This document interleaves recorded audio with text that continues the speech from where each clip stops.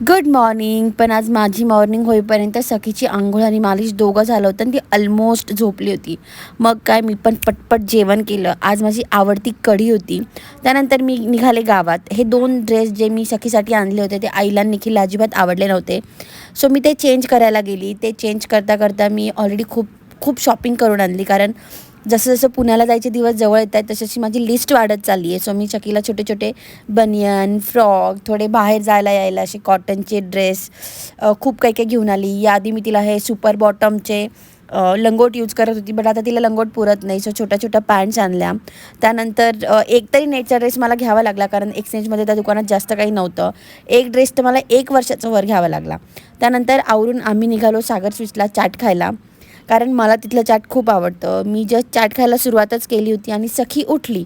So मी आणि पप्पा गेलो सखीकडे आणि असा संपला आमचा आजचा दिवस. Thank you and